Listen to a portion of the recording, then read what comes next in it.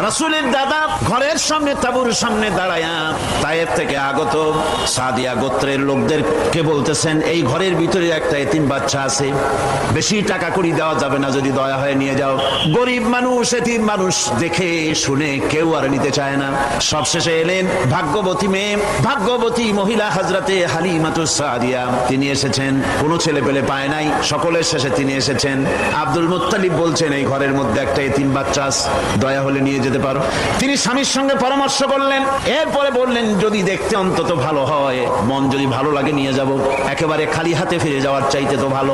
হযরতে হালিমা বলেন, আমি ঘরের মধ্যে প্রবেশ করলাম, মা আমিনার কোল থেকে শিশু মুহাম্মদ সাল্লাল্লাহু আলাইহি ওয়াসাল্লামকে যখন আমি কোলে নিলাম, আমি হুজুরের চেহারার দিকে নজর করে দেখলাম, আমার কাছে মনে হলো যেন পূর্ণিমার চাঁদটা আমার কোলে ধরা দিয়েছে।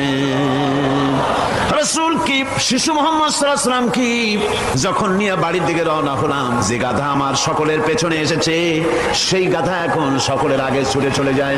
এরপরে বাড়ি যখন নিয়ে গেলাম, কুয়ায় পানি বাড়লো, গাছে ফসল বাড়লো, খেজুর গাছে খেজুর বাড়তে লাগলো, জমিনে ফলন বেড়ে গেল।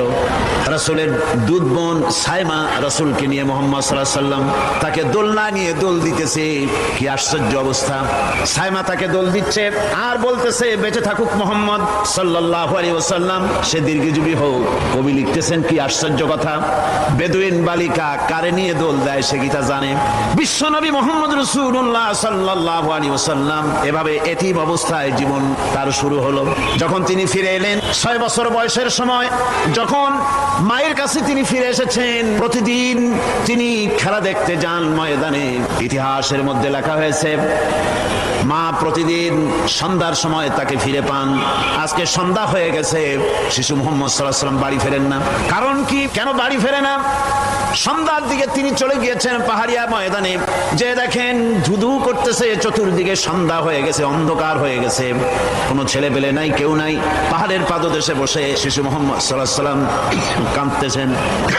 মা প্রশ্ন করলেন, বাবারে সন্ধ্যা উত্তীর্ণ হয়ে গেল, কেন একা একা বসে বসে কাঁদো?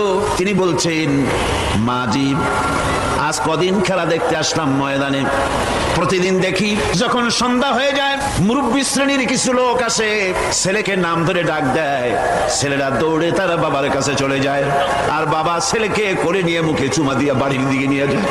আমি আজ কদিন পর্যন্ত এই ময়দানে এলাম, কোনোদিন সন্ধ্যা বেলায় তো কেউ এসে আমাকে মুহাম্মদ বলে একটা ডাক দিল না। আমার আব্বা কি নাই? আল্লাহ রাব্বুল আলামিন বলেন, আলাম ইয়াজিদকা ইয়াতীমান ফাওয়া। এরকম এতিম অবস্থায় পেয়ে আমি কি আপনাকে আশ্রয় দেই নাই? আপনাকে আমি পেয়েছি এতিম অবস্থায়, এরপরে আমি আপনারে আশ্রয় দিলাম। ওয়া ওয়াজাদাকা দাল্লান ফাহাদা। এরপরে আমি আপনাকে পথ হারা পেলাম, আমি আপনাকে পথের দিশা দিয়া দিলাম। ওয়া ওয়াজাদাকা আইলান ফাআগনা।